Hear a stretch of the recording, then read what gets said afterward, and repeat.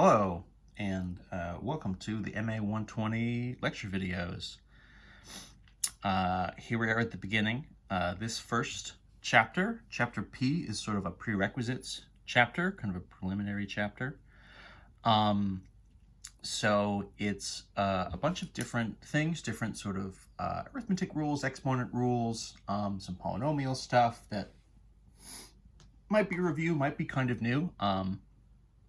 But in any event, is all stuff that we're going to need to actually do the algebra that's coming up once we sort of get into the guts of the class in sort of Chapter 1, Chapter 2, and beyond. We're going to go through all 6 sections here in Chapter P. It's all good stuff, so we're going to make sure we're pretty thorough about it.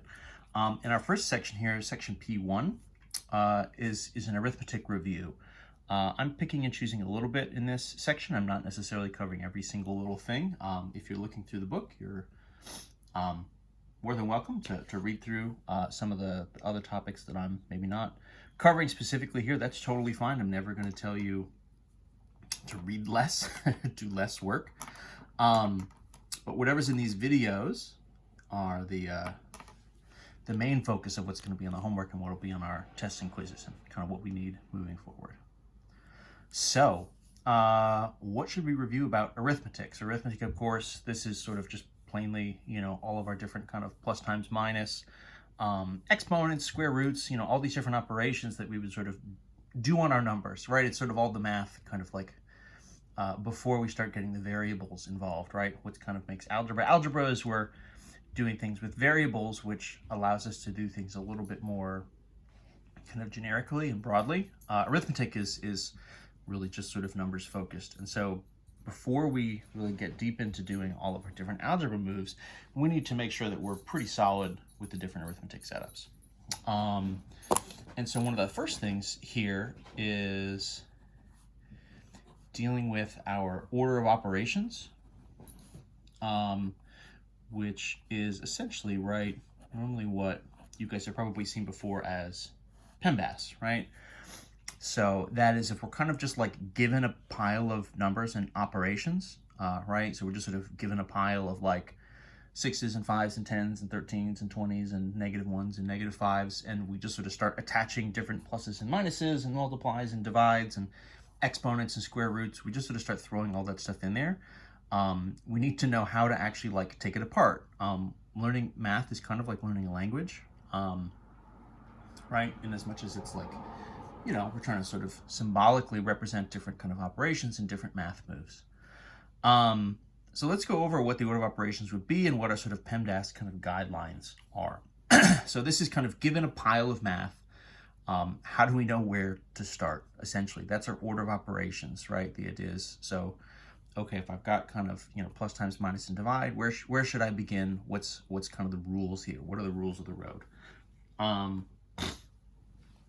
And so the P in PEMDAS stands for parentheses, but that really could be or any kind of grouping operation. So that could also be like brackets, or even something like an absolute value. Those will sort of all technically kind of act like parentheses. So what that means for our order of operations is that if you see any of those grouping indicators, so parentheses, brackets, absolute values, stuff like that, that kind of sets apart that section of the problem as its own little universe, and it means you can kind of look there first and clean up and simplify whatever is in those parentheses. That's kind of a step 1. Right? Sort of look to your parentheses, clean up everything in there first before you try to do anything else that's related to those numbers. So our P is for parentheses. E is for exponents. And then exponents really and square roots are kind of two sides of the same coin. So this is exponents, but it also would be roots. So what that means for us here is once you sort of cleared out the parentheses, the next thing we're going to look for are any kind of exponents. And we're going to sort of apply those next, or roots. So before we're necessarily adding, subtracting a number, we're going to sort of apply any kind of exponents. The M and the D in PEMDAS stand for multiplication and division. And the one thing I don't love about PEMDAS is the way it's sort of written out in this way is it makes it seem like you should always sort of multiply before you divide. But multiplication and division are really, again, sort of two sides of the same operation, right? They're really just sort of the same operation forwards and backwards. So it's not really the case that you should always do multiplication before you divide or vice versa for that matter. So multiplication and division are connected. And what you should do is, so multiply or divide just in order from left to right. So you're just essentially going to read the problem from left to right, and you're just going to multiply or divide in order just as those operations come up. So if you have a division and then a multiplication, you're going to divide first, and then you're going to multiply. Multiply by the result. So that makes a difference. That can be a little confusing. We'll sort of see all this in action, of course. And then the A and the S in PEMDAS are addition and subtraction, and they have a similar kind of relationship. So you're going to add or subtract, again, in order, moving from left to right. That's the basic idea, right? So the addition and the subtraction essentially comes last. What I like to sort of think about sometimes when I'm sort of doing some of these problems, and so I'll put an example down here and we'll maybe kind of use this as a guideline. So we can essentially just pile some numbers here, right? We're really not trying to be super fancy about this. Right, so just some sort of generic pile of numbers. We got some parentheses, we got some stuff going on. And so, you know, we can kind of follow our PEMDAS guidelines, right? We can look for our parentheses, which we've got, right? That's sort of our first place to look. We've got parentheses here. So that's going to draw our eye. We've got some exponents here. We've got some multiplication. We've got some subtraction. We've got addition. We've got almost everything kind of here in this one. And so it's a question of what's the order that we should do this. As a general rule, the way I sometimes like think of this stuff is that you're using the addition and the subtraction to kind of break yourself up into chunks or into what we would call terms. So the 3 squared in front is kind of separated from the 4 times 3 by a subtraction. Because we know addition and subtraction is kind of our last operation, that means we're pretty much going to do everything here before we subtract and everything here before we subtract. And then the same kind of thing here. We're going to add, and then to this parentheses term. So we're going to do everything here in the parentheses. So this is its own little problem, right? So that's sort of 2 minus 6 times 3. And so in that little universe, the same kind of rule applies, right? That is, the subtraction kind of breaks this up into 2 pieces. And our order of operations says, I'm going to do this multiplication first before I subtract. So 6 times 3 is going to be 18.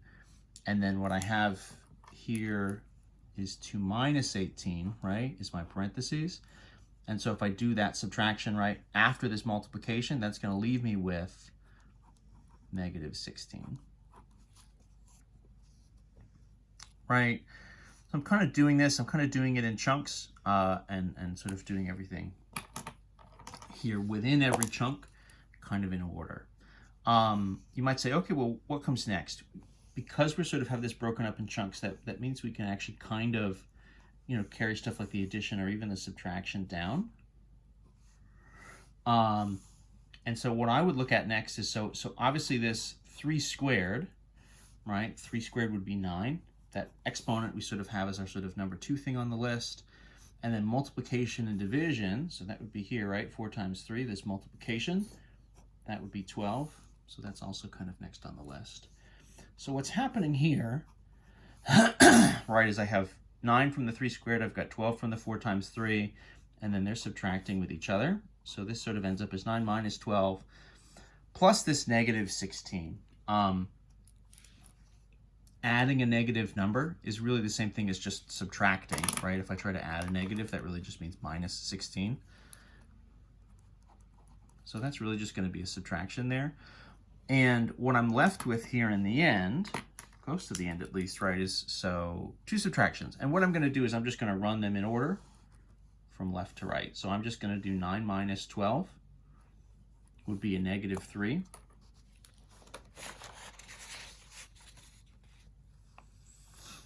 And then I'll carry the negative 16 down. Negative 3 minus 16.